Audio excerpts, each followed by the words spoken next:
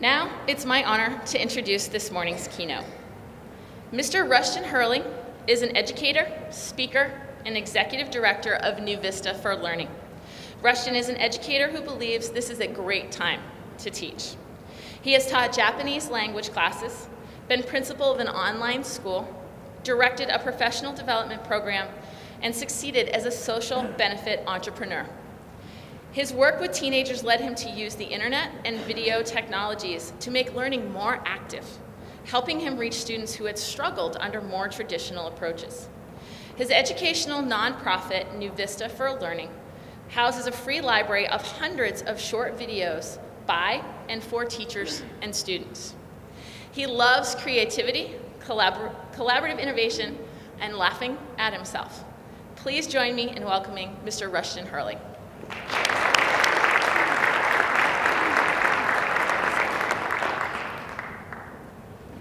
All right, let's get the scary thing out of the way right there. And good morning, everybody. All right. I have really enjoyed the last couple of days. I'm excited to share some ideas with you this morning.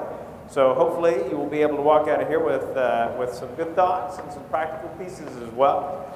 So getting into the pieces of this, let me first say that you're going to see quite a few images on my slides, and I am one of those people that's kind of uptight about making sure that that things are Creative Commons licensed and cited and things like that. I hope that you will see in these some possibilities for yourself, and that we're going to share ideas. Now, in sharing ideas, I want to take us right back to what Celeste just said. She was talking about the challenge to come and present. How many of you have had a good moment in the classroom ever? If you didn't raise your hand, hang in there, all right? But if you've had a good moment, something went right, those are stories to tell. Those are things that you want to build into, look into those experiences and stop and say, what was it that made something work well? Was it the nature of the activity? Was it something about what kids were bringing to the classroom that day? How can you replicate that? How can you help other teachers replicate that? That's the nature of presenting. It's not that you are the guru on any given thing. It's that you want others to be able to experience a certain success that you managed to find yourself. That's what we experience. And when we look at these links right here, they're on either side. The link right here, the idea is that you'll share ideas as well. So I'm going to have all kinds of things to talk to you about over the coming hour. But if we limit it to what I say, we're not getting the full breadth of expertise and insights that the combined talent and experiences of this room have to offer. So please have that open. You'll also notice, if you've already gone there, that I have several links already there. One of them is a set of free resources. Free? Totally free. How many of you like the word free? You're into that word. It's a good word. All right. Now, if somebody paid your way to the conference, like your school tapped into some funds and said, okay, we'll send you to this conference. Make sure you come back with something valuable for everybody. Boom. There you go. Merry Christmas Fair. You've got it right there.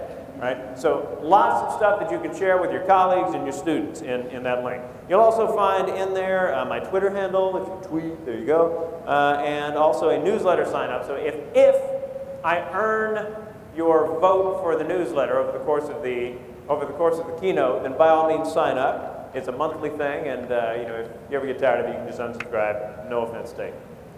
All right. So with that, let me say that what we're talking about over the course of this conference and this morning is it's about our classrooms, right?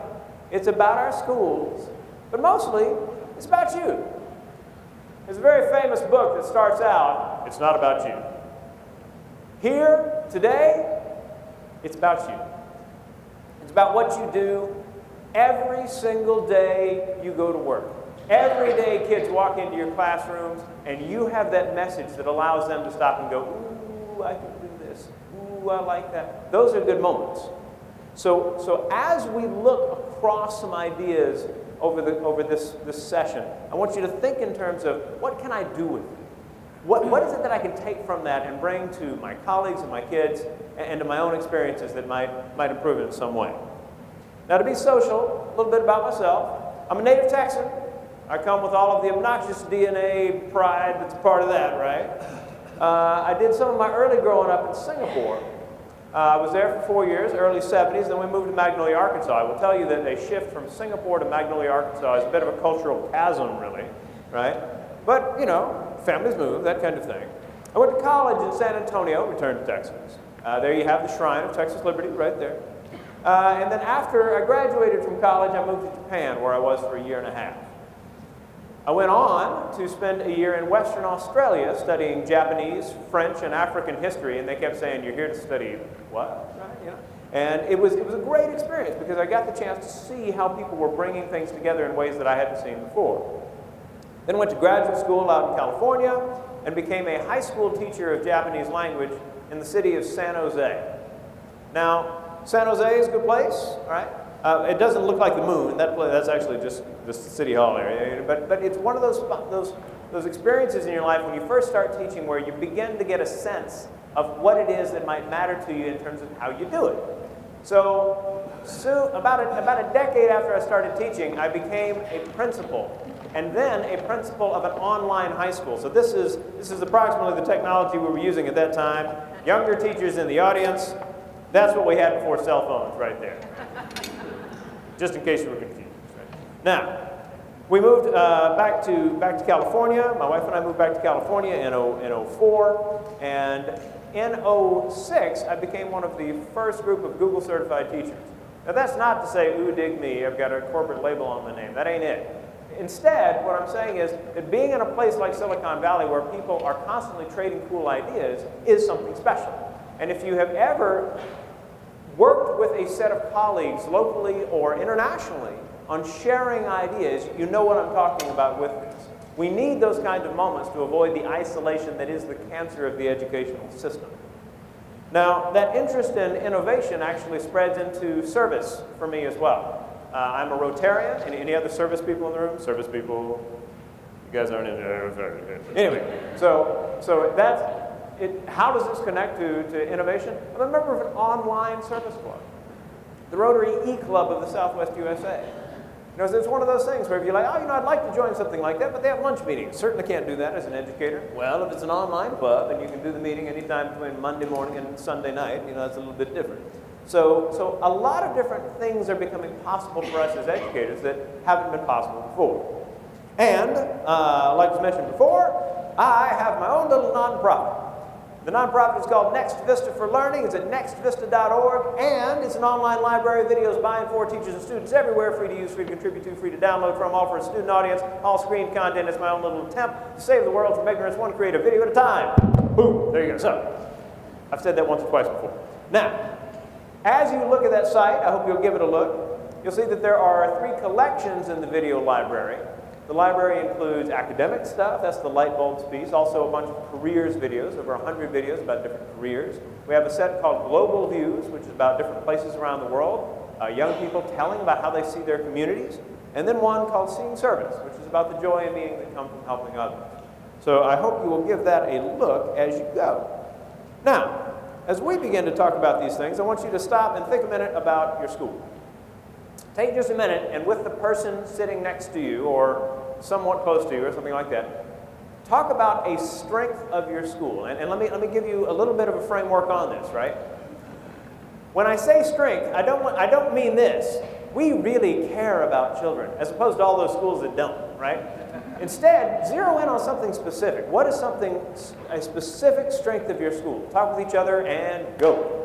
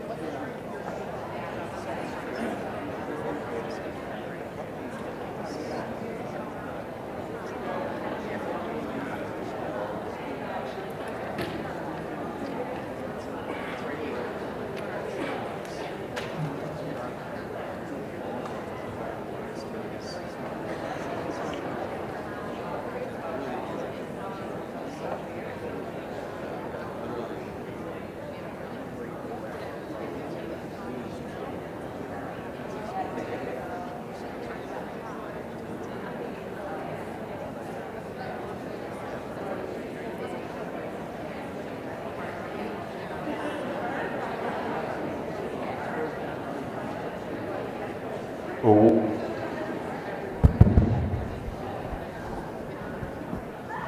All right. Now, over the next few minutes, I want you to add those strengths to the chat. You have to bring it down to 140 characters, right? But try to capture that in such a way, because the kinds of things that may be strong about your school are simple things that may capture someone's attention in a way that sparks an interest in doing something special at their own school. We want to be sharing our successes in a fashion that allows more students to benefit from the kinds of insights and innovation that people are willing to bring to their own settings, right? So please continue adding things there. And as we talk about strengths, let's talk about strengths in the sense that they're a good point of departure for talking about excellence generally. Because when we talk about excellence, we're really looking for ideas that will allow people to rally around them. What are the things that have happened at your school that people will rally around? That look at you as that's a part of who we are. That's important. Now, I certainly understand the absence of this. For example, many of you may have on your campuses a black hole built into it. I'm talking about the rancid quagmire of the staff room where hope goes to perish. How many of you have that room at your school, right? A bunch of you. Now, when you think about that, when you think about the kinds of conversations that take place in that space, the tenor of discussion at a school is really what sets the tone professionally. What is it that people choose to talk about? Do they talk about ideas? Do they talk about successes and how to extend them to more students? Is that the nature of this? Or is it complaints, right? We have that. We all need to vent from time to time, fair enough. But we also need to make sure that doesn't define who we are professionally. Now, some of this, of course, is simply architectural. So, for example, by the way, if anybody's mom is in that picture, I apologize, right? No, but instead of this being your staff room, what if this were your staff room? Would that be better? How many of you would be in favor of that being your staff room right there? Yeah, so some of it's just how it looks. But most of it really comes down to how we decide to discuss ideas with each other. So what is it we think about? What is it we see as possible, right? Where are we, right? So if that's the nature of our conversations, and we begin to talk about strengths, and you'll find these in the chat from these different schools, right? Then where do we go with it? Well, when I think about prompting excellence, trying to prompt excellence in our schools, I think about trying to figure out what it is specifically that inspires us. What is it that inspires us? And to do that, we have to know what it is we share. What is it that we share that allows us to stop and say, those are the experiences that we have together. Those are the kinds of things that we make happen. And I believe that we all have shared wants for our school. There are certain things we all want for our school. And I'm going to hit 3 of those things, talking about them from the perspective of both the team and the individual. And let's see if those match kind of your own experience as well. The first thing is this. We all want to have more fun in what we do. Can I get an amen? Let's have some. Hallelujah, he said. Having fun's a big deal. We don't pay enough attention to the pedagogical importance of fun and cool. I believe that. And in thinking about this, we say, okay, well, how do we get into that space? How do we get there? Well, I'll start with a story. Say we've got an awful lot of sugar on the screen at the moment. I mean, that is a mountain of dental destroying stuff going on right there. And you might say, well, what's up with it? Well, let me give some background. My wife and I do not have children by choice. We are both in education professionally. We get home at the end of the day. There are no children there. And let me tell you, it's okay. It's all right. Just like that, right? But we love to dote on our nieces and our nephews and our friends' children. And they come over, we play with them, it's great. They get whiny, we just send them home, and there you go. Now, what this is every year we have the candy train party. You like the candy train party? Yes, the candy train party. So our friends will come in, they got their kids with them. The kids have these kind of big eyes like they know what's coming, right? They got a baking sheet with aluminum foil on it. And what their job is essentially build a train out of the mountain of sugar that we've bought for them to kind of work with. So you can see how it works, right? This is Cole's train. Cole's mother is an artist. Kid's good, right? Not simply aesthetically, but he figured out, if I make 3 trains, that's more sugar I can eat later. Kid has a bright future. So, you know, you take a look, you got like the Snickers bar there in the middle, and then you got like the wheels, the peppermints on the side, you got, you know, the gumdrops, all this kind of stuff. And I like this picture. I wish I had taken a picture, though, of William's train. I walked over to another part of our kind of expanse for this sugar shindig that we do. And William, who's like 7 years old, he's over here, he's working on his train, and he's got like the Snicker there, and he's got two peppermints on one side, one peppermint on another, and everything is what we call in the South a little bit cattywampus around it. And so, you know, I'm looking at the train thinking, huh? And then he sees me.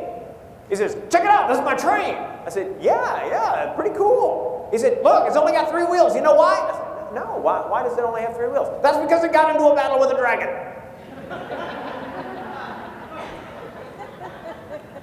And I thought to myself, that's so cool. Oh, that's awesome. And then I thought, when do we lose that? When do we lose that ability to take any given thing and to spin a story in a new direction? Because we do. We get into this kind of focus of like, what do we need to do now? What do we need to do for tomorrow? Do I have lesson plans ready? Really what we need is to be like, what can we do? What's possible? Can we bring a dragon into it? Why not? Why not? Because when we think about this stuff, and we think about how much we do or don't enjoy what we do, it raises this question. Are you having fun teaching? Do you have fun doing what you do? Now, understand something. I am not suggesting that we entertain kids. That's not our job. Our job is to inspire them, to educate them. But if we're having fun doing what we do, the kids will come along for the ride.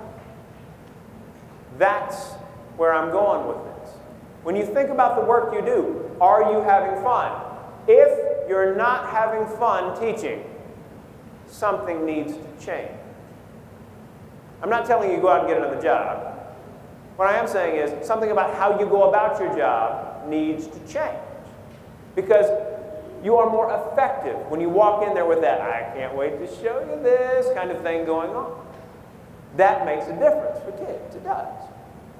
So, let's think a minute about how, and I talked with a group yesterday about this. I'm going to talk with this group about it as well. I want you to think for a minute about the adjective that kids would use to describe school. If asked to describe school in one word, there may be a word in your mind right now. On 3, I want you to say it. 1, 2, 3. All right. I heard a whole lot of boring, right? Punctuated by, there was probably some first grade teachers like, wonderful, fascinating, I don't know what you're talking about. Right? Now, 6-year-olds are different, I get it. But at some point, we kind of beat the learning out of the kids. You know, we beat that desire out of them. And, you know, we're trying to do we're trying to do a good job, absolutely. But there's something systemically about how we approach it. It begins to wear on the kids fairly early on. But what's tragic is that it's not even true. They don't find school boring.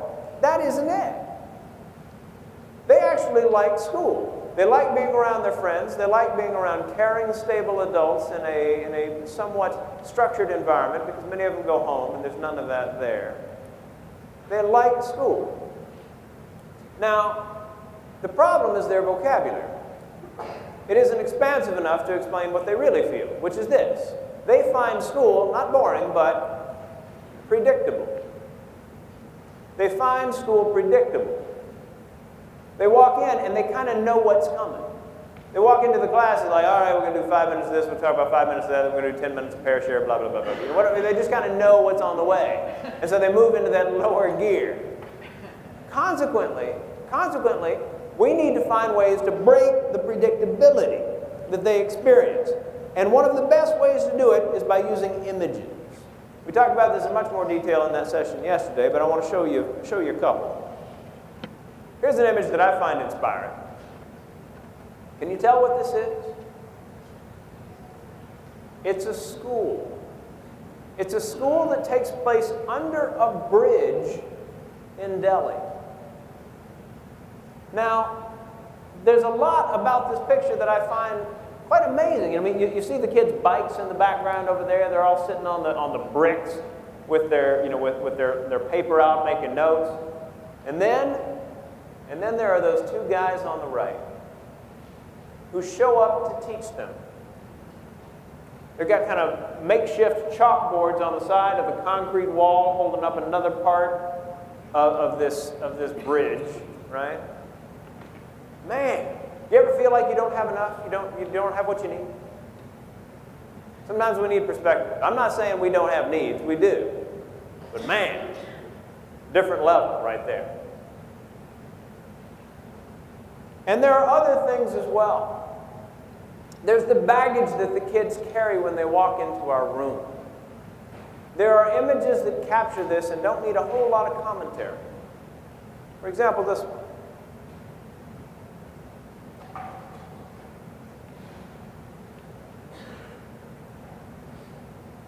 This may not be your student, but it may be your student's younger sister. It is hard to know what it is that is motivating a kid on any given day. What is capturing that child's attention? What is consuming that child's thoughts? And yet, they walk into our rooms and we have the chance to encourage them. How many of you have an aspirin child? You're like, what is that? That's the child who walks into the room, looks at you, and suddenly your head begins to throb and you need an aspirin. So you're like, I shouldn't raise my hand for that. But yes, I have 4 in first. Right. Now, one of the things about these kids, right, is that they're dealing with so many communication challenges at home typically, that they learn to push buttons as a matter of course regarding their communication. So you need to be able to catch them off guard. So they come in and they'll say something to you, oh my goodness, that dress almost makes you look good today. And you're like, and I'm glad you're here too. I really am, because today's a day I know you're going to impress me. The kid doesn't know what to do with that. They're waiting for somebody to punch back, because that's what they're used to. But you catch them off guard, you show that you can aikido their comment, right? And you're fine. And ultimately, they'll be fine because you're able to do that. Now, catching them off guard means doing it from every angle we can. Start with some images. This is an image. You're like, that's not too descriptive. Agreed.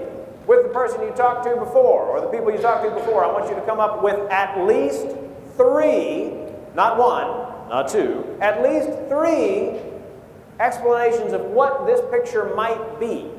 Go.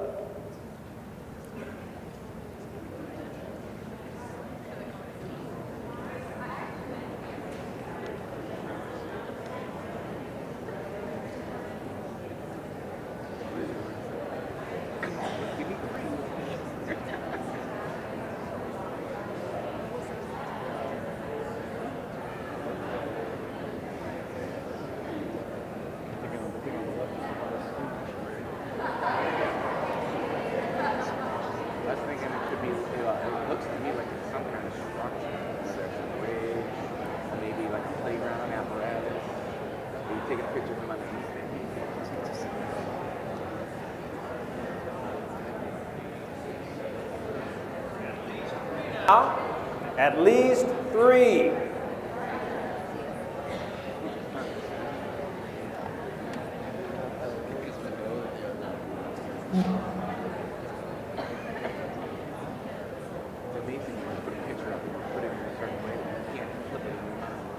Thirty seconds. 30 seconds.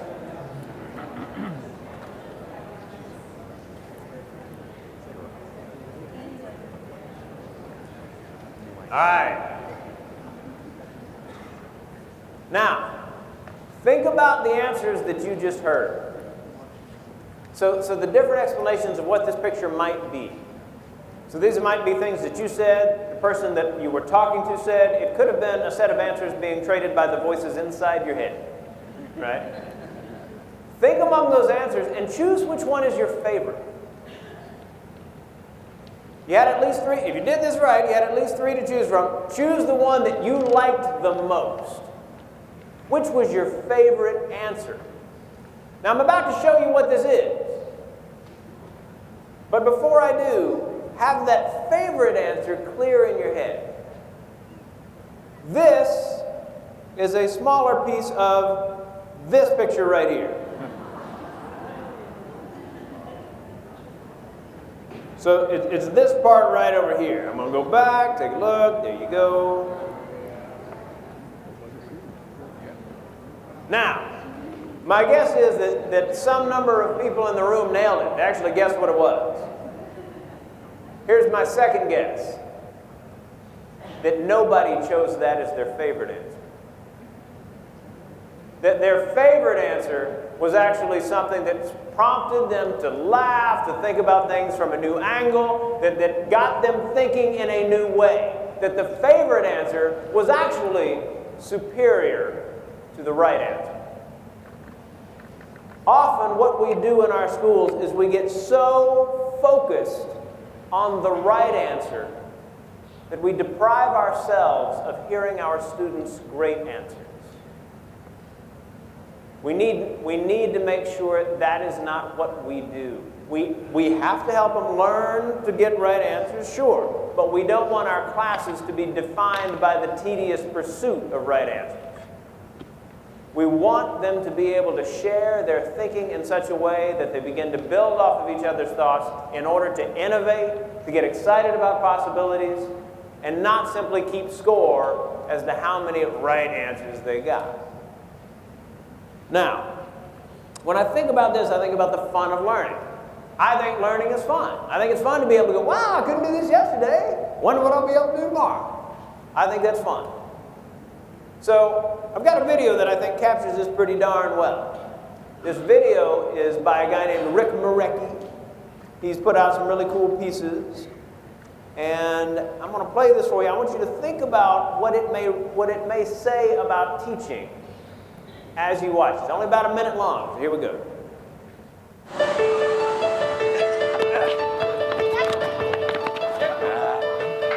Just push over, just lift and then roll.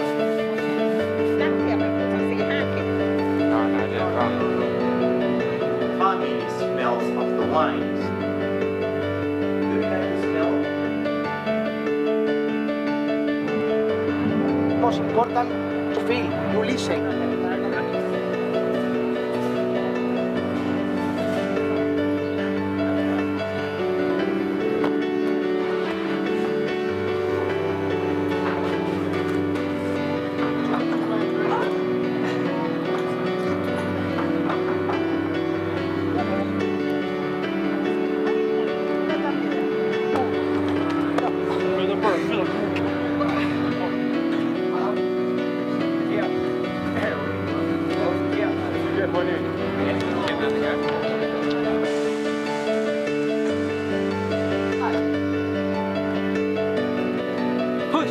Almost there.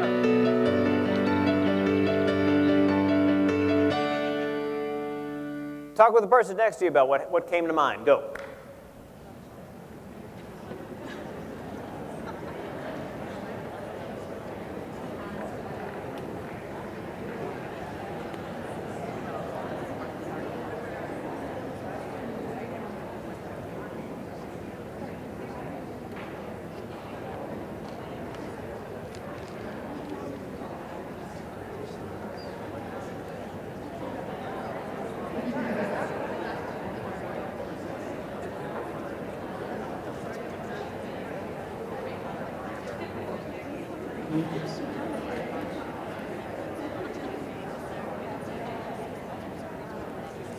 And feel free to add those ideas to the chat as well.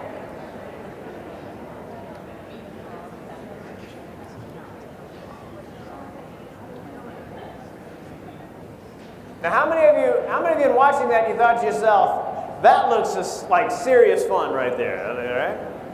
How many of you think that was some pretty active learning going on, yeah? How many of you were struck by the lack of multiple choice test things going on, right? Now, when you watch that video, I mean, any kind of thought may be going through your head. There might be a certain amount of, what am I doing sitting down inside? I must go outside, and that's possible as well. But there's also another possibility. There is the possibility, probably not you, but more like your colleagues who didn't come to the cool conference, who would watch this and actually find it intimidating. Oh, I couldn't do that. I'm not able to do that. You hear it in teaching, I can't do what the person in the room next to me can do. I can't do what this presenter is doing. I can't. Now, that's tragic. And I refer to that as CIS. There are many teachers stricken with CIS. What is CIS? Comparative inadequacy syndrome. But if you don't take anything else away from my presentation, I want you to take this. The only person you ever need to compare yourself to is the you who you were yesterday. The only person you ever need to compare yourself to is the you who you were yesterday. What is it you learned between yesterday and today that you want to try out in some fashion? What is it you're going to learn today in the share-a-thon that you're going to take back to your school? What is it you're going to learn this weekend that you're going to try out next week? Learn because it's fun. Learn because it's fun to do so. So that's one of the things we want. We want to have more fun. Here's another thing we want. We want more time. How many of you find that time is your biggest stress? Hands up all over the place. People nodding at me like, oh my God, yeah. I'd raise my hand, but I'm busy working on my lesson plan for next Monday. Got it. I will tell you this, though. I believe that one of the problems we have with time is a lack of understanding of a certain term, and that term is minutes. Minutes. We look at minutes, we say, I ain't got enough minutes. I don't have enough time. We bemoan that lack of minutes. And I too have been one of those who has said what I'm about to say. Perhaps you have as well. It's this. You want me to do what? I barely have enough time to get through the curriculum as it is. I see some of you nodding at me like, oh yeah. What I really needed when someone was with me, when I said that, is for that person to look at me and say, stop. Stop. You don't have enough time to get through the curriculum as it is, given the way you teach.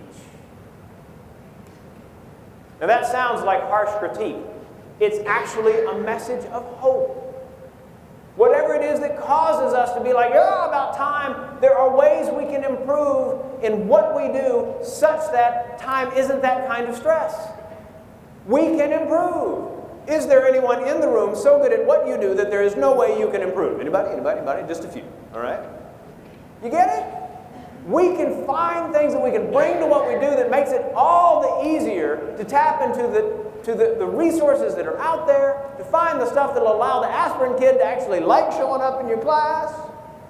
This is the one teacher I like. Like that kind of thing. We can make that happen. Because when we don't understand time and minutes, we feel trapped. We have that sense of, I just don't have enough of what I need. But what we are not missing, what we are missing, is not minutes. It's good minutes. There's a difference. It's not how many days you teach, how many minutes you have in each day. It's whether you use the minutes you've got well. That's our issue, because we all remember this. There are days when we are teaching and everything is in sync. The kids are on board. They're like, woo! Those are good days. You're like, rock and roll, right? That's a part of what we experience. Those are the good minutes. And then there are days where we say to the kids, so what did we learn yesterday? And then you think, what did I teach yesterday? It's kind of a depressing moment when the kids can't tell you what happened yesterday, isn't it? We learn to actually stop asking the question because it's a little depressing. However, the issue is that when we bring a certain kind of creativity to what we do, the minutes become memorable. And that's our job, is to engineer memorable minutes of learning. I believe that. Now, it's all the more important that we do this for those kids that need it the most. We're here talking about all kinds of technology, and technology is interesting and cool and fun, but what matters is how we use this technology to connect with kids who desperately need us to be creative. There are kids who show up at school, and for them, it is a daily reinforcement of a sense of a lack of purpose. I can't do this, I can't pass this, I don't even know why I matter. Because we hit them again and again and again. Here's your grade, here's your grade, here's your grade. And if it's an F, they soon start to believe that about themselves. I'm no good at fill in the blank. I'm no good at school. I had a kid say that to me once. I'm no good at school. It's like, dude, breaking my heart. Now, when we think about this, though, when we think about what we can bring in with technology, it's a matter of creatively using what's available. New Zealand. If you do anything at all with reading, whether it's teaching someone to read or doing reading in history or reading in science or whatever it may be, and you don't know about this site, man, you need to know about this site. Uzella is an amazing site. What is it? What is it? It's a bunch of articles. You're like, boring. There's a bunch of sites that have articles. Yeah, but. So take a look. Here's an article going on here. A rare tortoise shell. A rare tortoise can sell for a lot of money nowadays. Tortoises are reptiles that live on land. They're related to turtles. Unlike turtles, tortoises don't usually swim. You see the red arrow? It's pointing to 530L. That's the Lexile level of that article. And if you bop it up to max, same article. The booming illegal international wildlife trade forced conservationists to do the unthinkable Tuesday. Brand the golden domes, two of the rarest tortoises on earth, to reduce their black market value by making it easier for authorities to trace them if stolen. How huge is this? When we're trying to get kids to read, what do? We do things like, all right, we're going to read. We're going to, like, everybody's going to read a paragraph going around the room. Kids are like, oh my God, not again. Because are they thinking, I'm going to do my best reading so that everybody will hear me read well? No! They're like, oh my God, how quickly can I get through this so people aren't concentrating on the fact that I can't read well? But if you give them something that they can actually read, it's at a level that they can read, and they get to the end of it, and they're like, oh, wow, I understood that. Which may be a moment for some of these kids. And then you say, good. Actually, notch it up to the next level. Go from 530 to 700 and read it again. And if you run into some words or kind of a construction that confuses you, let me know. Now they're reading it, not with the lack of confidence that comes from being like a bad reader, period. But instead, they actually got the content down. Now they're moving into the article with that thought of, okay, all right, I know what we're talking about. Now, they're improving. We do so much, can you do it or can't you, in class, and what we need to do is, can I help you get better? Can I help you learn to ask, how do I get better? Can I make it better? That's what we need to be doing. This is just one tool, and there are so many out there. Loads and loads of great free resources. On that resources link that I left in the chat, and I'll put up it again at the end, there are so many tools you can use to make great things happen with your students. So we want more fun, we want more time, and we also want for what our students do to matter. We want their work to matter. All right, guys, a bit of a challenge. Here we go. What happened on this date right here? What happened? What happened? What happened? Something happened on that date. What was it? July 13th, 85.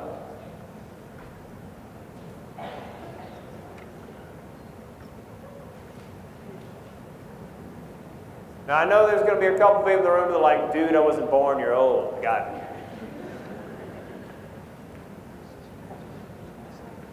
If you are, how many of you are actually Googling this right now? Yeah, there you go, awesome. If you Google it, you'll see things like President Reagan had a polyp removed from his colon. That's not what I'm talking about. As interesting as colon polyps might be, that's not what I'm talking about. I'm actually talking about this right here. That happened on that day. Those of you who are like my age or in that realm, how many of you are like, dude, I was in front of the TV, it was awesome. All right? Awesome. 2 concerts took place in Philadelphia and in London. What was the history of this?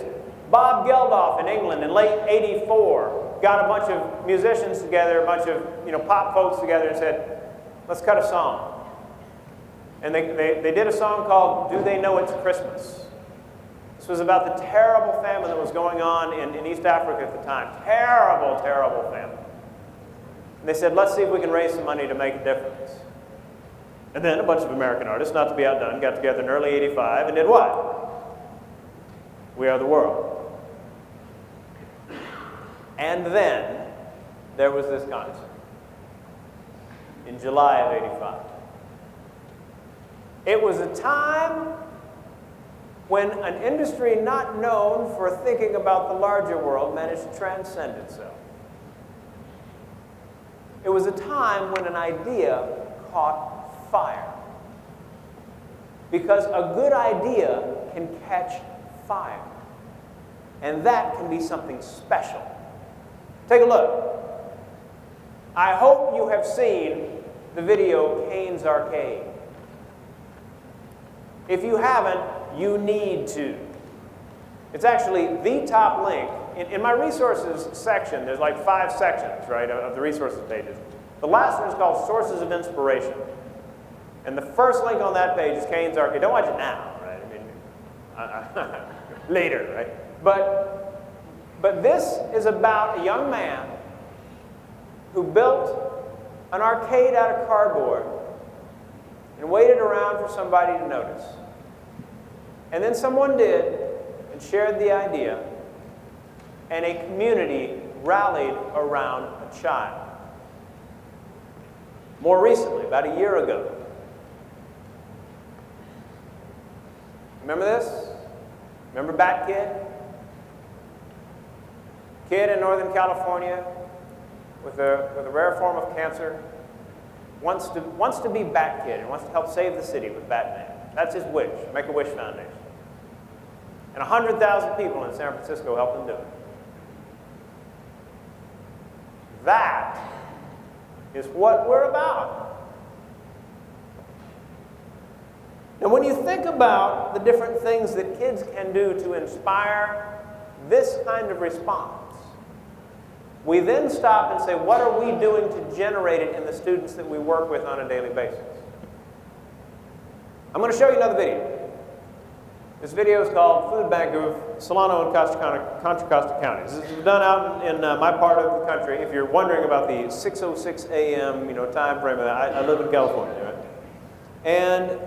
And we challenged students around the world, as it turned out, to get to know charities in their community and to tell their stories in short videos that we put on our site. And in doing that, we wanted them not simply to help overworked, underfunded, understaffed charities get their message out, but for them to understand that the work they can do can make a difference. That can make a difference. We actually gave $200 donations to the charities highlighted in the top 10 videos. Now that's a small thing, but it can start something much bigger. A really good video could help a charity raise a lot of support. You got charities in your communities? Your kids get to know them? We're doing this contest again. Get involved. Stay in touch with me. So here is that video. This was one of the 4 winners. My name is Nancy, and I've been volunteering at the Contra Costa and Solano County Food Bank for about a year now. The Community Produce Program was launched in early 2012. The program delivers fresh fruits and vegetables to hardworking families that otherwise wouldn't be able to afford it. I volunteer at several different sites in Antioch that provide fresh produce to families in need. Between myself and my family, we volunteered over 300 hours. What I find most rewarding is physically handing food to families and children and seeing the smiles on their faces. We're not only feeding them, we're feeding them nutrient-rich food. Volunteering with the produce program is quite simple. We show up on site about 15 minutes early, we help set up the tables, hand out food to the individuals, and help clean up. The entire process takes about an hour and a half. The produce program has about 250 volunteers. Aside from the community program, the food bank has many other volunteer opportunities. Even children under 15 years of age can volunteer with a parent. The Contra Costa Food Bank's ultimate goal is to increase awareness of hunger in Contra Costa County and Solano counties, and also to alleviate hunger by providing an organized system to distribute food. Well, that's a good little video. He did a great job. He and his partners in the project. And so they won one of those $200 donations to the food bank program. And as one of the 4 winners, they also won a $50 gift card for themselves. Wow, each child? No, for the entire team. They can figure it out. And you're like, wow, that's not much. Better than getting hit in the face. So there you go. So when we look at this kind of thing, we're like, can we celebrate their work? Can we celebrate what kids can do? Because you should be doing things in your classrooms that allow kids to turn around and say, look what I did. Every teacher should do something at least once a year that would allow you to turn around to a parent who says, I don't know, I was trying to decide whether my kid should go to your school. And that what you've done becomes a compelling argument for that parent to want to send the kid to your school. That's not just for private schools. We all need to make sure that the kinds of experiences the students have from day to day are the kinds of compelling experiences that make people excited to be there. And we can do that. We can do that by making sure that their work has reach. I was a language teacher, Japanese language. And what we would do is every so often, this was back in the 90s, I would say, all right, we've been learning this and this, we're going to do some skits on Friday. It'll be fun. And they'd look at me like, it'll be over soon. And so they'd get up on Friday and they'd do their skits. And they were bad. I would be sitting there thinking to myself, my, but that's lame. I didn't say that. I felt like that would not be a constructive thing to add to our dialogue. So, okay, great. Okay, so let's see what the next group's got. Yeesh, hope it's better. This kind of stuff, right?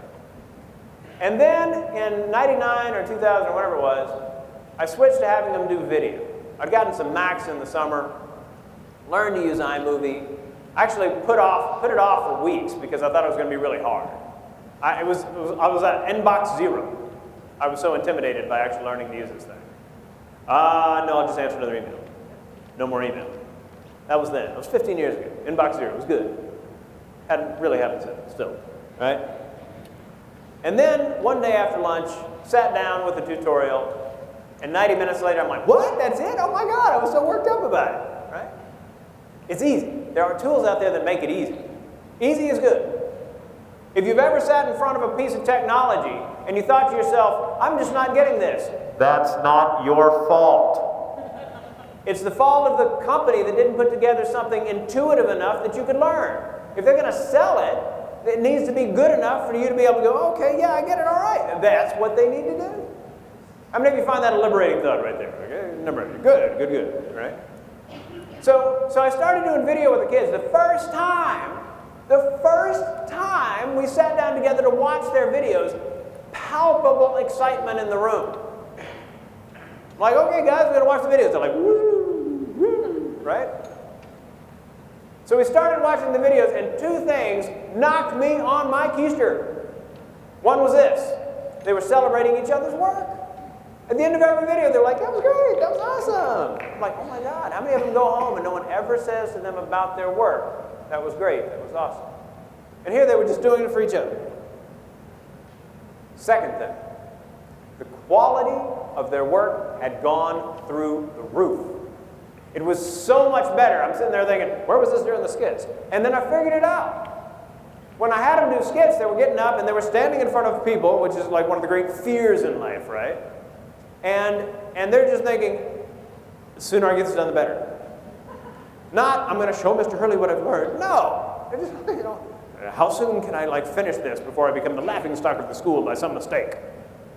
But when they were crafting a video, they could make sure that they would have in front of their peers that which they had at its best.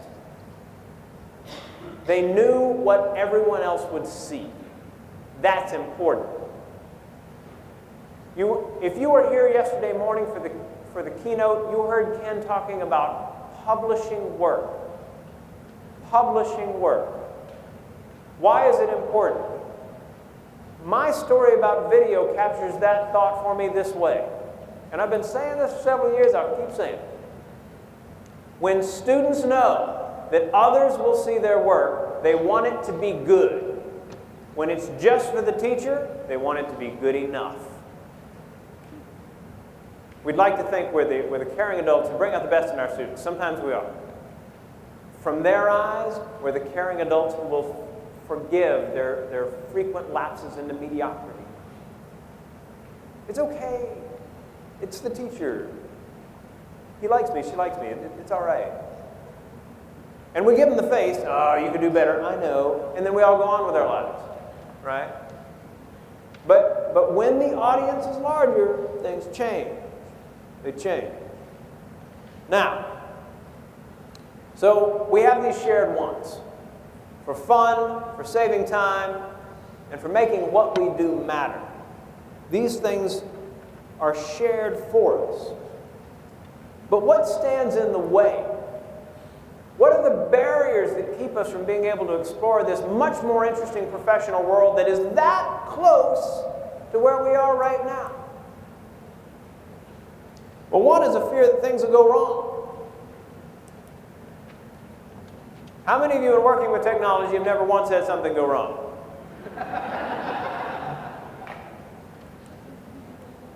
And you know, it's an opportunity. Having the blue screen of death or the spinning beach ball of doom is an opportunity. What do you mean an opportunity? Okay, check this out. Let's pretend I am a teacher who is about to do a technology-enhanced lesson in some way with my students. So I'm getting all set to go. Here we go. This is my first one, so I'm really excited about this. I showed up to school at like 4 a.m. to check everything out. Like I'm working through everything. It's all looking great. The kids walk into the room like, children, today we are going to use technology. Are you ready? Kids are like, ooh, ah, ooh, ah, right? So you start into it, you know, doesn't work. You're like, it worked before school, right? So that's one, you know, freaking out is one response. And it happens all the time. Oh, it's not working. Ah, kids are like, awkward, awkward, awkward, awkward, right? Here's another possibility. You're getting started in your lesson. All right, guys, we're going to try this out. Here we go. Huh. Ain't working, we're moving on. Now, the lesson that just got taught is this. You can be an adult and not freak out when things go wrong. For some kids, that's news. Because the adults they know, when something goes wrong, what they've learned to do is run for cover. And to have an adult in their lives who essentially says, well, you know, sometimes things happen, we move on, can be the most powerful lesson of the entire year. But that doesn't change the fact that the mere mention of technology freaks people out. Part of it is the speed at which things happen, right? Stuff is happening all the time. New technologies, check this out, this changed, but I just learned it yesterday. You know, this kind of stuff. Happens all the time. It's hard to keep up. That's part of the problem. We're like, I can't keep up, I can't keep up. Oh, but wait. Let's get a little perspective on this. Let me give you a frame. If you are the guru, You know everything there is to know about educational technology right now. 5 minutes from now, you're behind. Bad news, huh? No. It actually means that you are incapable of keeping up. Therefore, don't try to learn everything. Just focus on the stuff that fascinates you. That's what you do. Focus on what fascinates you and use that. The other stuff we'll figure it out later. No worries. So when we think about this stuff, we have to understand that people are starting from a position of fear from the word. You can be around your colleagues, right? Perfectly normal colleague. You say the word technology. Ah! Now, we're not trying to turn people into stress cases. It's just that they have this sense of what's going to go wrong, blah, blah, blah. You want to build that exploratory culture that essentially says, it's okay. It is okay. Because our job is to find what fascinates us. That's our job.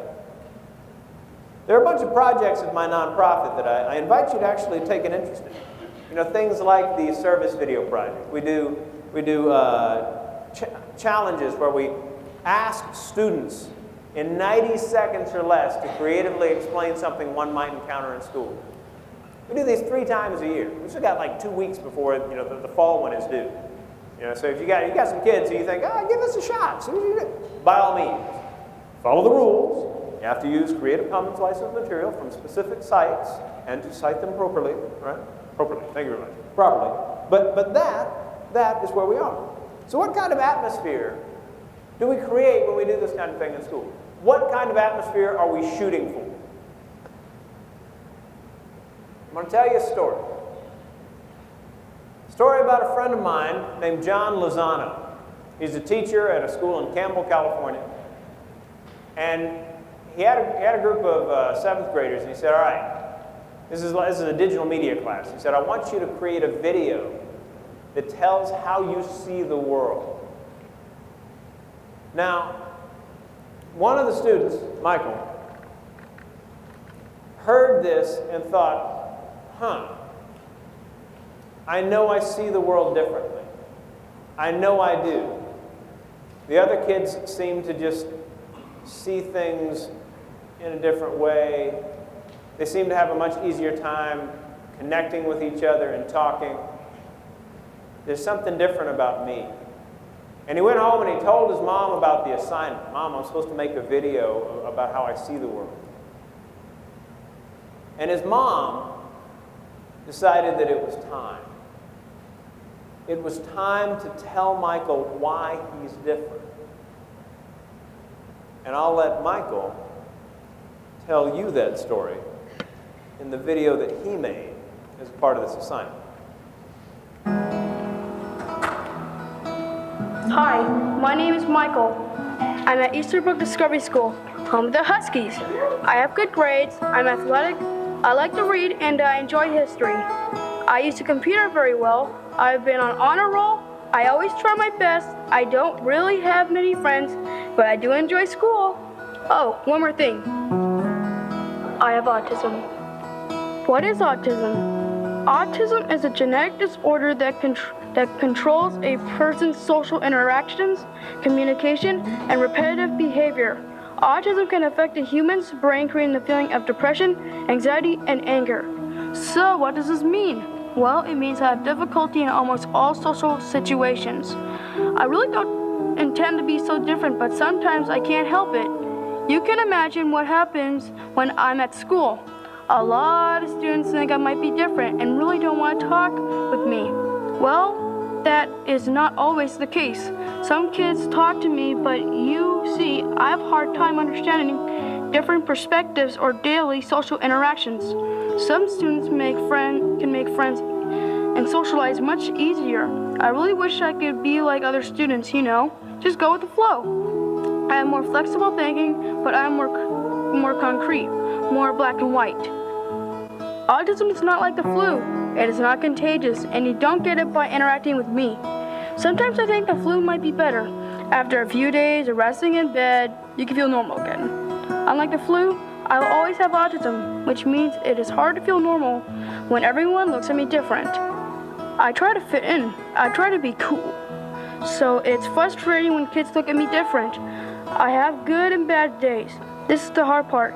Not every day is good, and I'm trying to be more positive about things. Sometimes when I ask to be included at the lunch table, students say no, which makes me feel very disappointed.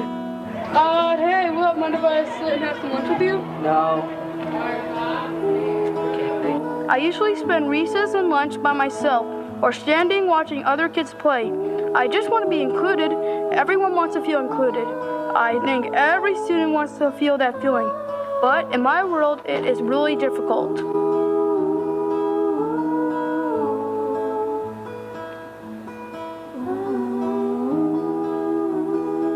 Maybe someday somebody will say, "Hey Michael, how are you doing?" And I hope I would have a good answer. I hope I could say, "My day is going great, thanks for asking." That's why I wish I had more friends. Someone to talk with at school, during break or lunch. Well, let's be honest, I really just want to have one friend. Someone I could call a friend, and they would say, "That's Michael, and he's my friend." That has yet to happen, and that will be a very special day.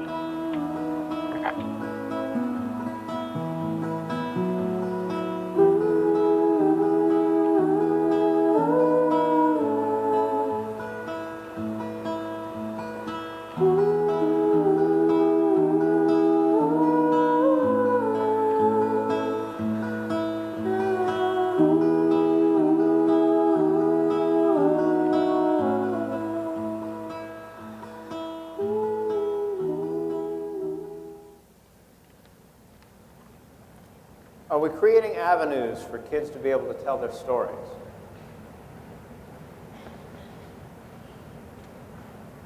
We've had this video up on our site for about a year. Thousands of teachers have seen it and shared it with students at their school. And the kinds of discussions that have come up have allowed a lot of kids to better understand some of their peers. I have been with Michael when he was reading tweets sent to Mr. Lozano about what they think of the video. And it's something special. Michael, I showed this with my kids, and it's been really good at our school. Thank you for posting this. Thank you, Michael, for your video. You're a hero. You're an inspiration. He enjoys it. Why not? He knows that the video he made is making a difference. He knows. Feel free to share. Feel free to send a message to Michael via John. We have technologies now that allow us to do it. Awesome. You have an elephant on the screen. Two, in fact. One of them's a baby. I have it there because I want to wind down with a bit of a story. And the story has to do with how elephants are trained in the circus. I don't know if you know how they go about training elephants in the circus, but I can tell you a little bit. One of the things they do to keep elephants from wandering off, which apparently is a bad thing for a circus, is they'll get a baby elephant and they'll take the elephant at the end of the day after training with the ball or whatever they're doing, and they will chain the elephant's leg to a post. And at first, this is a traumatic thing for the elephant. It tries to break away, can't do it. It hurts. Elephant cries out, right? However, very quickly, the elephant learns to just stand there. To just stand. Chain comes on, stand. It won't hurt. The elephant gets bigger and stronger and could easily break that chain if it tried. But it doesn't, because it's used to the chain. Are you with me? What's your chain? As a teacher, what's your chain? What's that thing that became a part of how you teach in order for you to deal with your circumstances as you got into your work you do, that you can break easily now? Is it giving kids, for example, some latitude on assignments? Here's the default, but if you want to do something different, you get my approval, you can do so. Is that a chain you can break? Is it going to colleagues and saying, hey, we did this today in class, totally bomb. Can we just brainstorm a bit? Can you break that chain? Can you ask that of your students? Hey guys, we just did this activity. If we were to do it again in the future, how should we change it so that it would be good for your learning? They'll come up with ideas.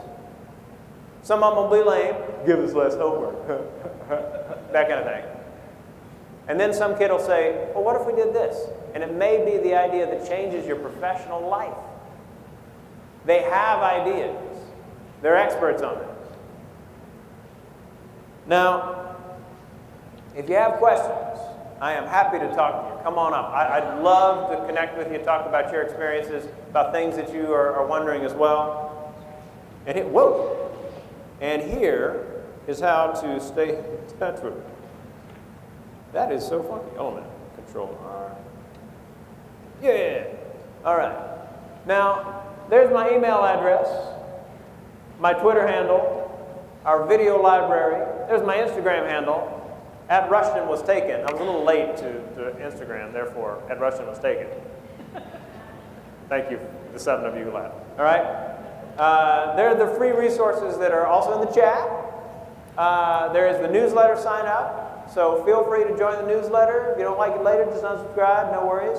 But if I have earned your trust, then you might enjoy finding out the new videos that we've added to our site, the cool free tools I've run across, and things that I think are just inspiring for one reason or another. Happy to share that each month, and I certainly never share that info with scummy, spammy people, right? The last link is to the set of slides that you just saw, which will give you a link to Michael's video, to the Learn video, to the Food Bank video, to the Newsella resource. I mean, all kinds of things are in these slides. So if somebody who's kind of on top of it, add that link to the chat so that it's kind of one click away for everybody else. Please do that. Now, I finish the newsletter the same way every month, and I'll finish this talk with the same line now. May you inspire and be inspired each and every day. Thank you so much for having me at your conference.